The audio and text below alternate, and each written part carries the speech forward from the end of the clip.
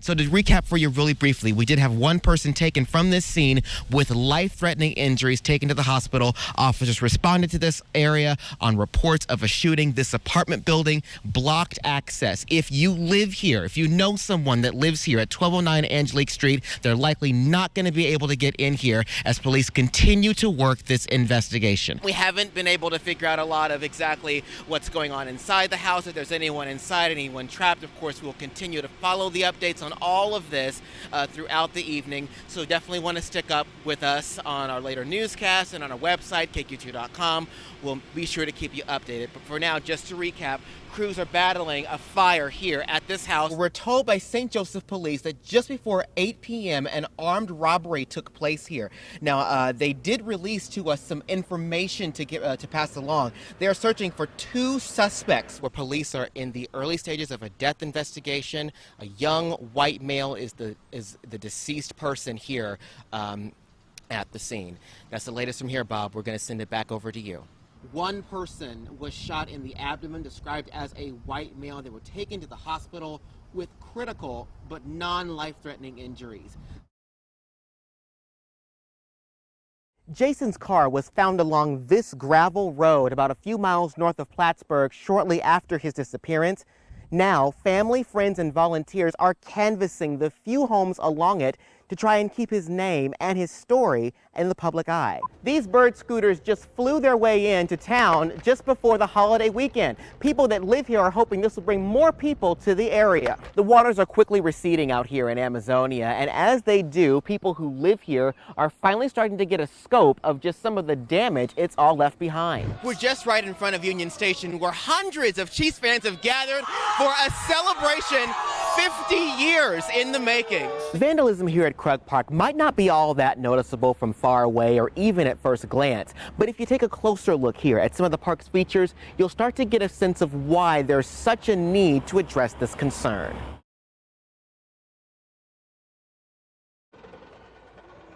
They're everywhere, as far as you can see. Take a short drive through the new King Hill Cemetery and you'll quickly see the damage. Headstones, headstones, headstones laying everywhere on the ground.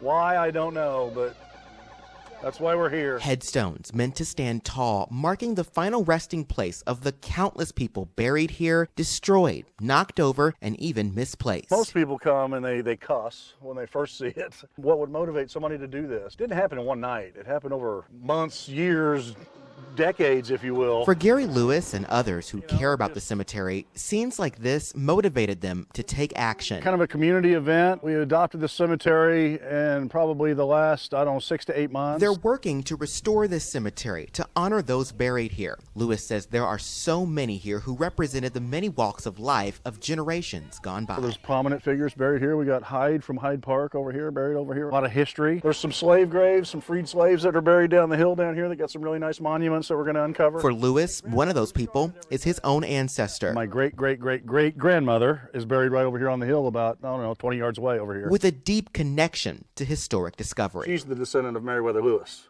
and Clark. Throughout the cemetery lies many who've left a big impact in the city, the region, and even the country. We're honoring our forefathers who blazed the trail to Northwest Missouri. If it wasn't for them, we wouldn't be here. Now, volunteers hope their big impact is restoring this sacred ground to something people can be proud of for generations to come. Yeah, I take a great sense of pride and gratitude knowing that we're going to get this place built, originally back to where, it was. maybe I might be buried here myself. Wednesday night, a sudden shot in the arm for Buchanan County's vaccination rate. The current rate now sits at just over 38% for those who started their vaccination and just over 35% for those fully vaccinated. City officials tell us they noticed something was up as far back as late last week. Last Thursday, I looked at the numbers and saw a huge increase. I'm like, okay, without any explanation. They say the error lied in the state's reporting process. While statewide numbers were reported accurately, about 147,000 vaccination records weren't assigned to a county. 23,000 of those records in question were found out to be from Buchanan County. So what happened? Misspellings, the county was not listed. And perhaps the biggest problem was how people spelled St. Joseph while filling out their vaccination application forms, ST with a period versus spelling out the word saint. The software, the Show Me Vax software, did not pick up on one or the other. City officials say the error has since been corrected and is currently reflected on the state's COVID dashboard. I do think that seeing the results is a positive. And maybe that's just what we have to focus on. It put us in hell. I mean, the best way to put it. That's how Jason Huff's daughter, Haley, describes what the past 9 months have been like for her and her family since her father vanished. It's been really hard for our whole family. Everybody is struggling with it. Huff went missing back in November of last year. The search effort to try and locate him got off to a fast start early. There were several search parties with a lot of people, ATVs and side-by-sides. Family, friends, Good Samaritans. But despite the initial response and countless leads given to the Cameron Police Department, Huff's case remains unsolved. His sister says Huff was not only their rock, but also the rock of those he worked with. He was a father before anything to his daughters and a very proud grandfather. Family meant everything to him, and that includes his work family.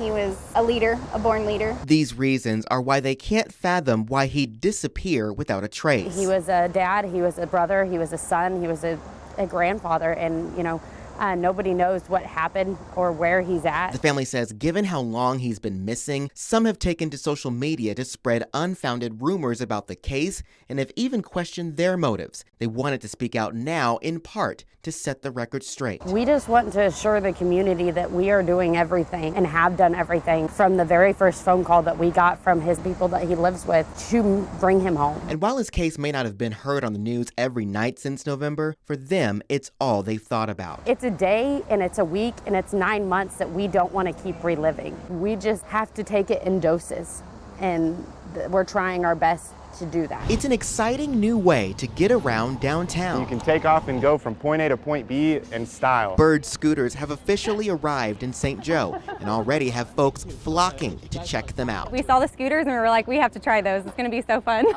These are an awesome way to get around town, especially in the downtown. They're so easy to use. It's not hard. It's actually pretty easy. These bird scooters just flew their way into town just before the holiday weekend. People that live here are hoping this will bring more people to the area.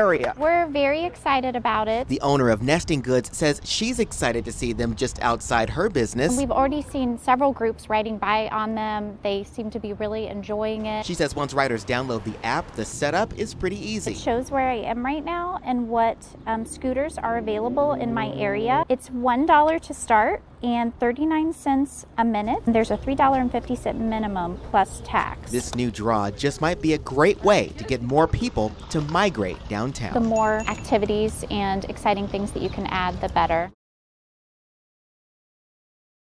Ron. All right, Vanessa, thanks. The time now is 6:33, and the Missouri State Highway Patrol is investigating an officer-involved shooting in South St. Joseph. The incident happened yesterday near East Lake Boulevard and I-229. Both Buchanan County Drug Strike Force and the St. Joseph Police Street Crimes Division were working together to apprehend a suspect wanted on felonies. The suspect was known to be armed. At this time, it's unclear who fired the shots at the suspect. At last check, that suspect remains in stable condition. Sheriff Pewitt says the investigation is ongoing. It's part of a nationwide effort to ensure proper disposal of unwanted prescription medications. And with concerns over the opioid epidemic only growing, law enforcement say it's a task that requires a renewed focus. Yes, I'm Brooke Anderson. And I'm Ron Johnson. Down on Illinois Street, the Stockyards Exchange building sits empty. However, some believe the historic building could be a key part of the renaissance of the south side of town.